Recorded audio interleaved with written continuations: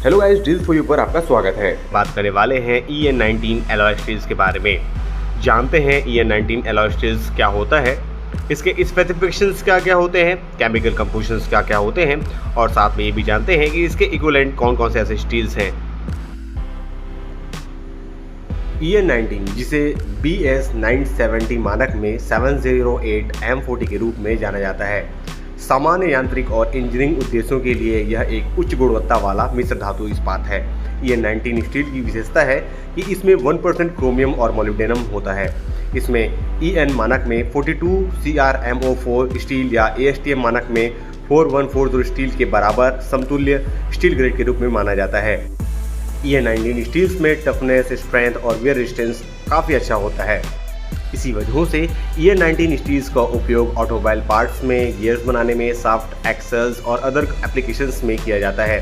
साथ ही machinery components बनाने के लिए भी EN19 का इस्तेमाल किया जाता है। EN19 स्टील्स में EN यूरोपियन स्टैंडर्ड्स को शो करता है, जबकि इसके बाद का नंबर 19 यह स्पेसिफिक मटेरियल के ग्रेड को शो करता है, जो कि EN standards that means European standards में होते हैं। बात करते हैं गाइस EN19 स्टील्स के अवेलेबिलिटी की। EN19 स्टील्स स्टील प्लेट्स और राउंड बार के रूप में अवेलेबल होते हैं। EN19 स्टील्स राउंड बार में 8 mm से लेके 1500 mm तक के थिकनेस में अवेलेबल होते हैं या फिर डायमीटर में अवेलेबल होते हैं। बात करते हैं EN19 स्टील्स की प्लेट के थिकनेस की, तो ये 1 mm से लेके 15 mm तक की वैरायटीज में अवेलेबल होते हैं, जहां पर इसकी जो विड्थ की रेंज है वो 200 mm से लेके 2500 mm रेंज तक होती है। बात करते हैं EN19 स्टील्स के स्क्वायर की, तो ये 20 mm से लेके 19 mm तक के स्क्वायर फॉर्म में अवेलेबल होते हैं। सरफेस फिनिश की बात करते हैं तो ये ब्लैक, रफ मशीन और टर्न सारे कंडीशंस में अवेलेबल होते हैं। नेक्स्ट हम बात करते हैं गाइस EN19 स्टील्स के other equivalent grade of steels की, जहां पर ब्रिटिश स्टैंडर्ड्स में ये EN19, 708 M40, 42 CrMO4 और 1.7225 स्टील्स के रूप में अवेलेबल होते हैं। डच स्टैंडर्ड्स में 38 HM के रूप में अवेलेबल होते हैं।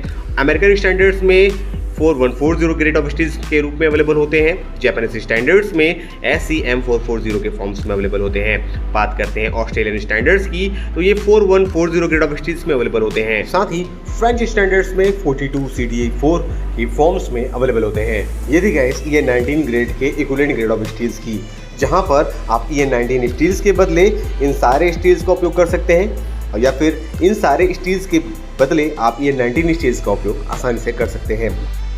बात करते हैं गाइस EN19 ग्रेड के स्टील्स के केमिकल कंपोजिशंस की, जो कि BS 970 1955 के स्टैंडर्ड के हिसाब से केमिकल कंपोजिशन में कार्बन 0.35 से 0.45%, मैग्नीज 0.50 से 0.80%, फास्फोरस 0.05%, सल्फर 0.05%, सिलिकॉन 0.10 से 0.35%, क्रोमियम 0.90 से 1.5% और मोलिब्डेनम 0.2% से 0.40% तक होता है। ब्रिटिश स्टैंडर्ड्स में अपडेट के बाद EN19 स्टील्स जो है वो 708 M40 और 709 M40 की फॉर्म में अवेलेबल होते हैं।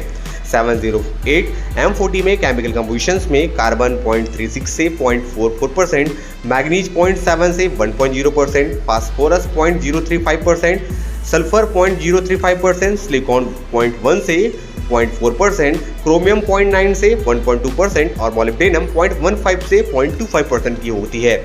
बात करते हैं 709 M40 में केमिकल कंपोजिशंस की, जहां पर कार्बन 0.36 से 0.44%, मैग्नीज 0.7 से 1.0%, फास्फोरस 0.035%, सल्फर 0.035%, सिलिकॉन 0.1 से 0.4%, क्रोमियम 0.9 से 1.2% और मोलिब्डेनम 0.25 से 0.35% होते हैं। नेक्स्ट हम बात करते हैं EN19 स्टील्स के हीट ट्रीटमेंट और हार्डनिंग प्रोसेस के बारे में। EN19 स्टील्स को हीट ट्रीटमेंट के थ्रू आसानी से हार्ड किया जा सकता है, कठोर किया जा सकता है, जहां इसे 845 डिग्री सेल्सियस पर गर्म किया जाता है। उसके बाद ऑयल क्वेंचिंग के थ्रू ठंडा किया जाता है। हार्डनिंग से पहले 913 डिग्री सेल्सियस पर लंबे समय तक गर्म करके इसे नॉर्मलाइज किया जा सकता है। इसके बाद हवा में ठंडा किया जाता है।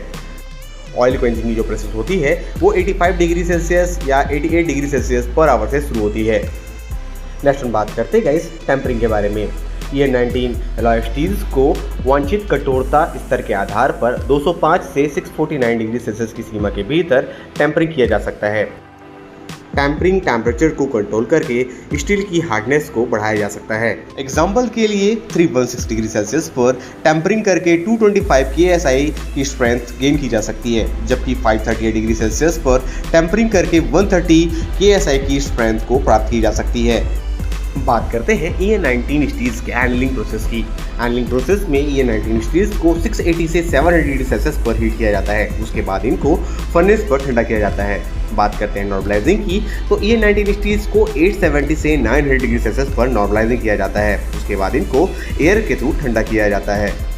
बात करते हैं गैस EN19 एलॉय स्टील्स के स्ट्रेस लेवलिंग की, तो जहां पर इनको हैंडलिंग के लिए 600 से 650 डिग्री सेल्सियस पर हीट किया जाता है।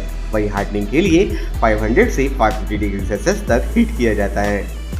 नेक्स्ट हम बात करते हैं गैस EN19 स्टील्स के एप्लीकेशंस की, जहां पर EN19 स्टील्स का उपयोग axles, drive, shaft, crank shaft, connecting rods बनाने के लिए किया जाता है।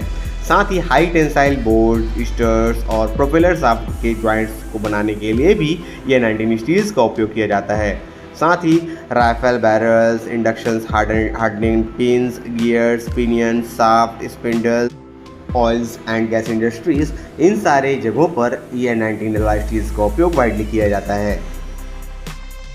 ये थी गाइस कुछ इन्फॉर्मेशंस EN19 एलॉय स्टील्स के बारे में, और अधिक जानकारी के लिए गाइस चैनल से जुड़े रहें। चैनल को लाइक, सब्सक्राइब और शेयर करना बिल्कुल भी ना भूलें। Thank you for watching our videos, our channels deals for you.